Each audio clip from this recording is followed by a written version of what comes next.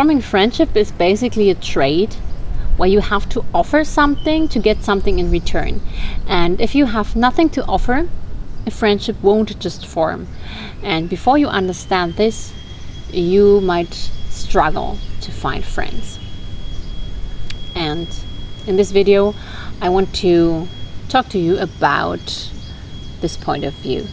You probably heard about this trend on YouTube of people making videos complaining that they have no friends, that it's hard to find friends, that they wish to have friends, or even they have no friends and they don't need friends. Like just this whole topic about not having friends, or having friends and not understanding people not having friends, and so on and so on. Like, I don't know if I'm in some kind of bubble, but it doesn't matter if I'm on YouTube. I find it in every language, in English or in my mother tongue. Like, there's so many people talking about this topic, and I find it kind of funny because everybody has like a different definition of friends. Some say that a friend is just somebody really, really close to you, who would do everything for you, where you share everything, like who really knows every single piece in your closet. And others say a friend is even someone I meet twice a year and I'm having a very deep conversation with this person then. And that's the first problem, I think, because if we don't know the exact definition, what are we even talking about? Like, I can just make up my definition how I please. You know, I could just say I have no friends, just by defining that the people I'm around with are not my friends, because it's not deep enough. And I think the main problem in all of these is that we just expect too much of a friendship. You know, in the past, people had, or even now, people have other problems than friendships. They have problems like how to fill the fridge, how to get a job, how to just survive. So not having any friends is like, for some people it might feel overwhelming and their biggest problem, but actually it isn't.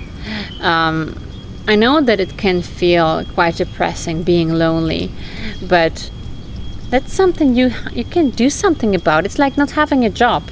You just need to go out and apply to get a job. And that's the same with friendships. You need to get out and apply for the friendships. You need to find those. And the second thing is, what are we expecting from a friendship? If we have too high expectations, then yeah, of course we will get disappointed.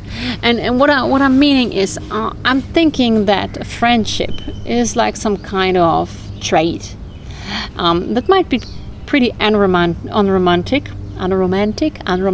Yeah, that might be pretty unromantic to think that way, but that's how it works. Sorry to disappoint you. A friendship is a trade, and you always have to give something and you get something in return.